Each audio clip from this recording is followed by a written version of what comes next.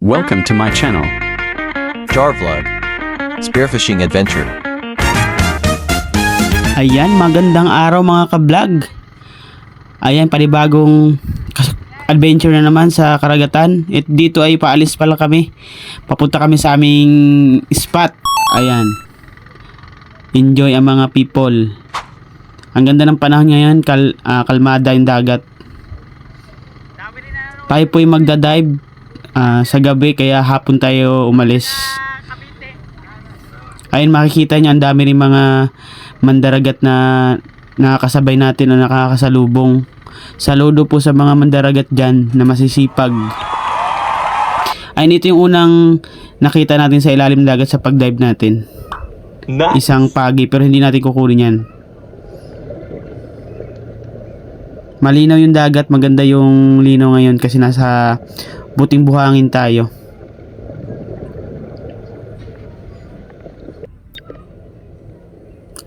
Ayan, ito naman yung ating tawag dito sa amin ay kalaso.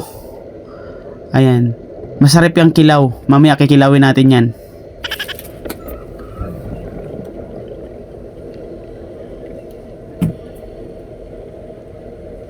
Tsaga-tsaga lang talaga sa paghahanap ng isda. Ito yung paru-paro G. Paru-paro G. Masarap din yun ihaw, pero di natin kukunin yan. Sumunod, ito naman yung ating nakita ulit. Ayan, liglig. Tawag dito sa amin.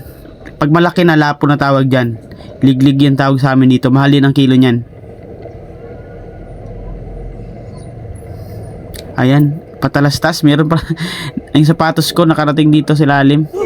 Parang sapatos ko to Ayan may sapatos na karating sa lalim dagat.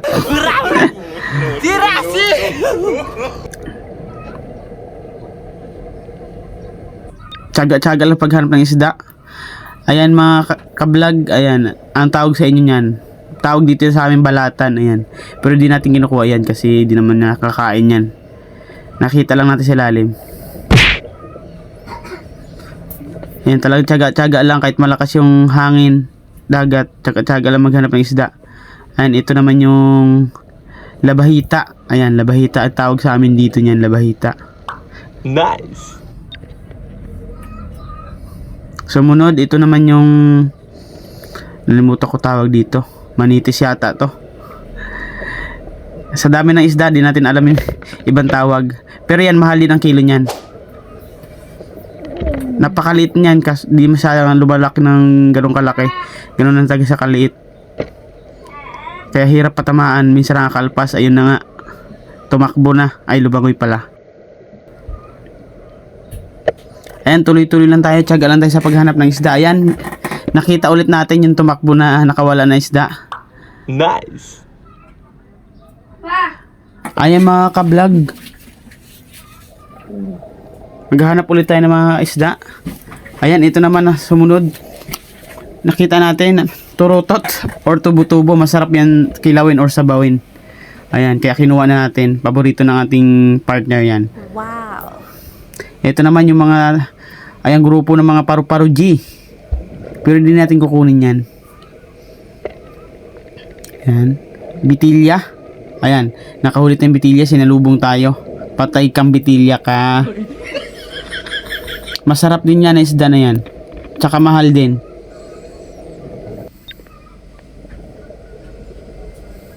Ayan.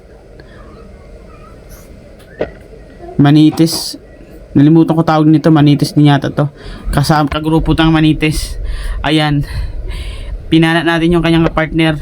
Naiwan na siya mag-isa. Di natin nahuli yung isa. Walang forever. Ayan, naghiwalay na sila. Nahuli natin yung isa. Yung isa nakatakas. Yan, dito naman. Danggit or tambol tawag sa amin. Pag malalakas talagang hangin or malakas amihan, minsan nalabas yung danggit or tambol kahit may buwan. Kasi ingat lang talaga sa paghawak. Kailangan madiskarte ka sa paghawak ng danggit or tambol kasi yung tinik nito para kang tinusok ng karayom sa puwet. Napakatindi ng kamandag ng tinik nito. Ayan, ito grupo ng danggit. Ayun na nga, sa sobrang excited. Nakataktakas yung iba. Sa dami ng kagrupo, isa lang ang nakuha natin.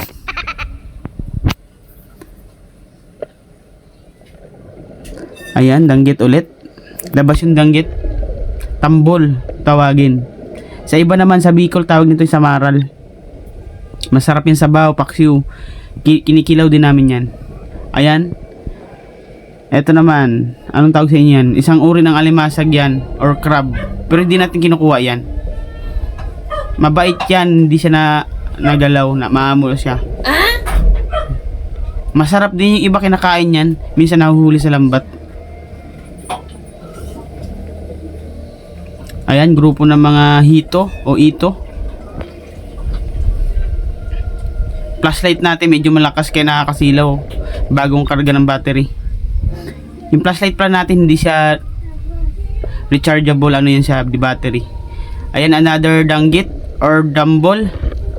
Magaspang na din, oh. Talagang kailangan ang hawak mo dyan ulo o kaya di sa buntot. Kailangan wag mo siyang hawakan sa bandang gitna kaya sigurado pipislag yan. Napakasakit yan makatinik. Kung ikaw ay naantok, kailangan magpatinik ka lang sa danggit para mawala yung antok mo. Ayan, ito naman yung ating kokopa. Ito yung isa sa isda na masarap sabawin. Laging malimit natin nahuhuli yan dito sa spot na to. Binalikan lang natin itong spot na to nung nakaraang vlog natin. Bubalik lang tayo kasi may isda. Kahit pa paano sa pagtsaga-tsaga makakaipon. Ayun, ito naman yung liglig or lapo. Kaso nga lang nakaalpas. Ayan, hindi yan para sa atin.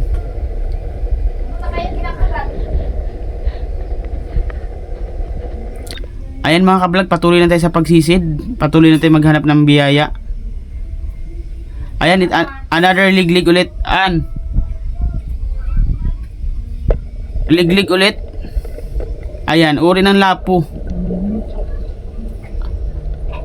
Pag nakaalpas yan, kailangan sundan mo lang. Ayan. Ang ganda ng kulay niya, pulang-pula.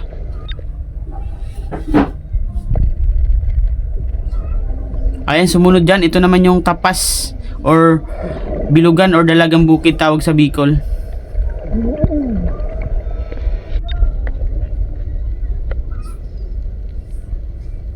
Medyo kulabo yung dagat natin banda dito kasi lumakas na yung agos. Pero lumabas naman yung isda. Another kokopa ulit na isda. Ito masarap na sabawin. Makapal yung kaliskis niya. Napaka linamnam yung kanyang laman.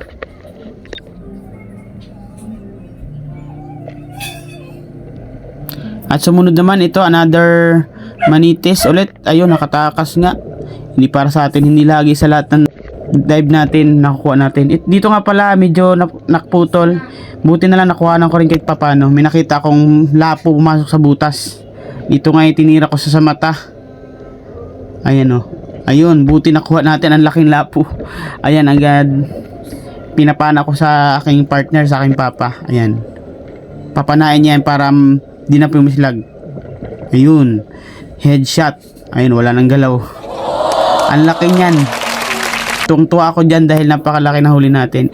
Kasi malimit sa mga gintong nagda-dive sa ilalim ng dagat. Kasayahan talaga na makahuli ng gintong isda. Kahit saan, kahit sa lambat o kawil, sa pagsisid sa dagat.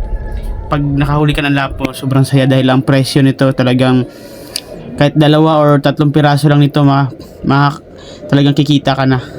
Makakabawi ka na sa gastos kasi umaabot ng 500 hanggang 400 yung kilo nito.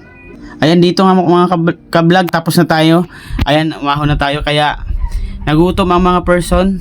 Ayan, kilaw din tayo. Pusit, tsaka yung turotot or tubo-tubo kung tawagin, tsaka danggit. Ayan, masarap kilawin. Mga kablog, para masubaybayan yung ating mga video, follow and share lang po, subscribe. Thank you. I'm swimming in everything you said. I'm thinking about jumping